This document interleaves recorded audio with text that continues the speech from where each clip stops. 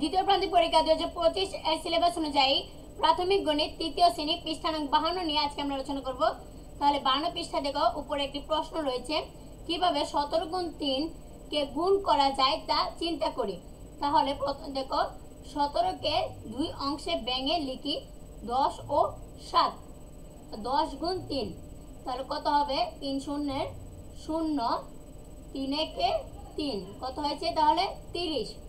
7 গুণ 3 কত? 3 সাথে 21, কত এখানে হবে? 21 হবে। এবার আমরা যোগ করি, তাহলে যোগ করলে কত হবে? 0 যোগ 1 কত হবে? 1ই হবে। 0 দিয়ে কোনো কিছু যোগ করলে যে সংখ্যাটি থাকে সেই সংখ্যাটি হয়। 3 যোগ 2 কত? 5। এখানে কত হলো তাহলে 51, কত হয়েছে? 51। এরপর দেখো আরেকটি প্রশ্ন রয়েছে,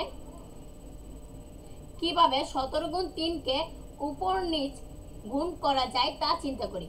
এখন আমরা উপর নিচে কিভাবে গুণ করা যায় সেটা চিন্তা করব। তাহলে দেখো 17 আর নিচে লিখছি 3। এবার আমরা এই 3 দিয়ে 7 কে প্রথমে গুণ করব, তারপর 1। দেখো এভাবে ধাপে ধাপে করা রয়েছে। তাহলে 3 সাথে কত? 21 এর 1 লিখলাম। দেখো গুণ করি, 3 সাথে কত? 21।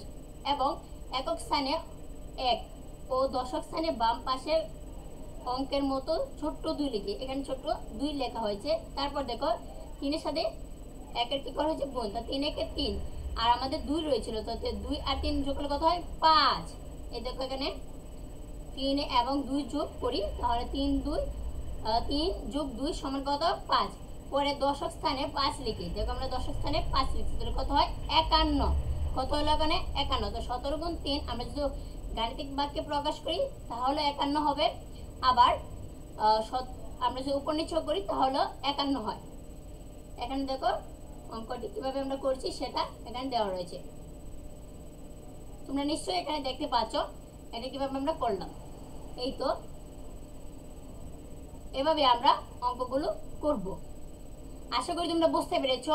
আজ এই পর্যন্তই, বিদায়। পরবর্তী ক্লাসে আমরা এক উপর নিচ গুণ করি আর পাশাপাশি গুণ করি, এই দুটি অঙ্ক নিয়ে আলোচনা করব।